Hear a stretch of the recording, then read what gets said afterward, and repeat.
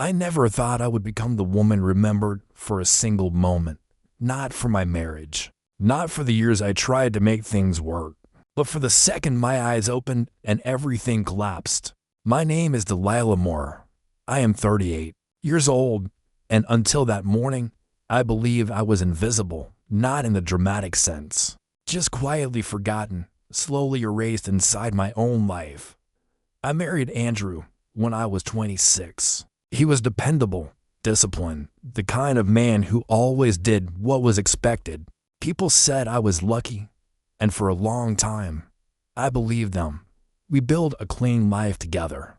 Good house, good routines, polite conversations. Somewhere along the way, love turned into logistics. We stopped asking questions that mattered.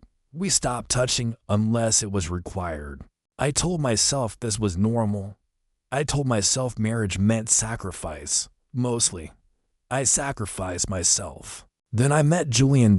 There was nothing explosive about it at first. He was a consultant on a short-term project at my firm. British accent, quiet confidence. He listened without interrupting. When he asked how I was, he waited for the answer. That alone felt dangerous.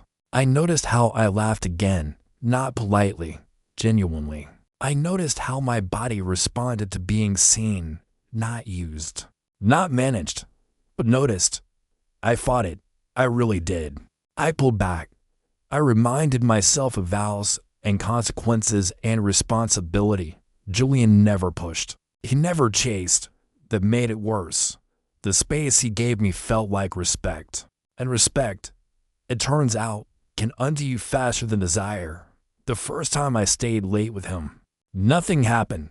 We talked about books, about the strange loneliness of adult life, about how some marriages end long before they officially do. I drove home that night with my heart racing, feeling more alive than I had in years. Andrew didn't ask where I'd been. He was asleep on the couch, television still glowing. The line was crossed weeks later. Not dramatically. No hotel rooms, no grand declarations. Just one evening, one too long pause. One hand that didn't pull away. I told myself I deserved to feel something. I told myself this wasn't about betrayal, but survival. That lie became my shelter. Julian's apartment was quiet, intentional. Nothing like my home filled with rules and silence. The morning it ended. Sunlight filtered through thin curtains.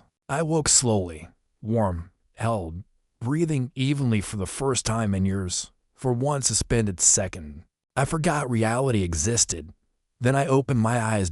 Andrew was standing in the doorway. He wasn't shouting. He wasn't shaking.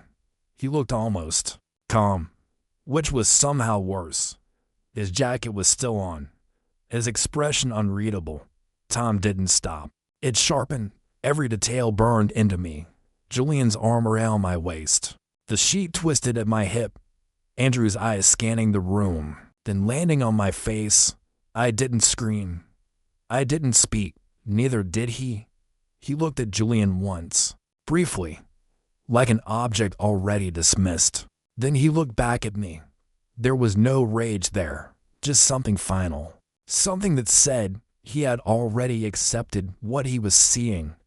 I had imagined, foolishly, that if this moment ever came, there would be chaos. Instead, there was clarity. Andrew turned and walked away.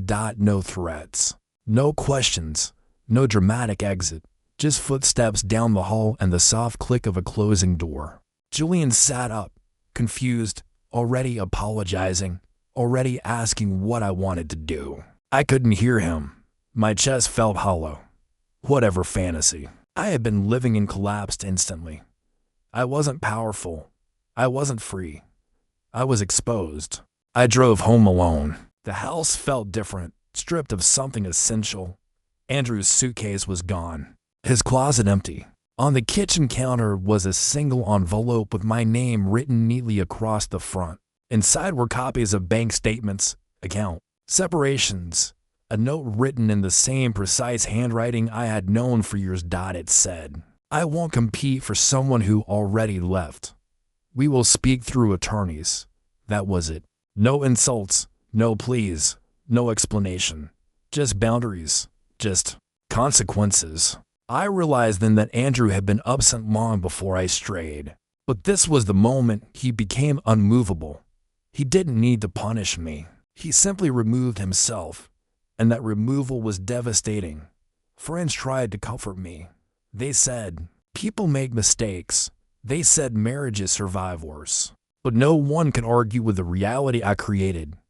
I wanted to feel alive, and instead I burned down the life I stood in. Julian faded quickly. Fantasy cannot survive daylight. What remained was accountability.